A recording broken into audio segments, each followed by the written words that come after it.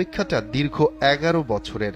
অবশেষে মায়ের কোলে ঝাঁপিয়ে পড়া, হবেই বা না কেন, কোলটা যে পৃথিবীর সবচেয়ে নিরাপদ আশ্রয়স্থল, তাই অনেকটা সময় মাকে জড়িয়ে ধরেছিল সিরীয় কিশোর সাফওয়ান আনসারী।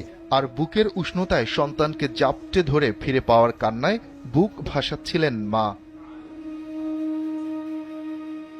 জানা যায়, সিরিয়ায় গৃহযুদ্ধ শুরুর কয়েক বছর পর ভয়াবহ বোমা হামলার শিকার হয় সাফওয়ানের পরিবার। নির্বিচার হামলায় ধ্বংস হয়ে যায় তাদের গোটা গ্রাম, নিহত হয় শত শত মানুষ, আহত হয় তার পরিবারেরও বেশ কয়েকজন, যারা হাসপাতালে আবারও একত্রিত হন। তবে আর পাওয়া যায়নি ছোট্ট সাফওয়ানকে। হারিয়ে যাওয়ার পর বেশ কয়েকজনের হাত ঘুরে সবশেষ একটি পরিবারে আশ্রয় পায় শিশু সাফওয়ান।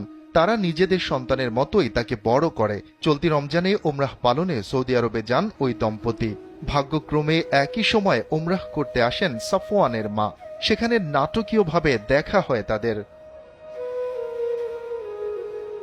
মূলত বিভিন্ন সংস্থার মাধ্যমে সাফওয়ানকে খুঁজে বেড়াচ্ছিলেন তার মা। অন্যদিকে যাদের কাছে সে বড় হচ্ছিল, তাদেরও চাওয়া ছিল শিশুটি পরিবার খুঁজে পাক। এজন্য তার ছবি ও তথ্য বেশ কিছু সংস্থার ওয়েবসাইটে দিয়েছিলেন তারা।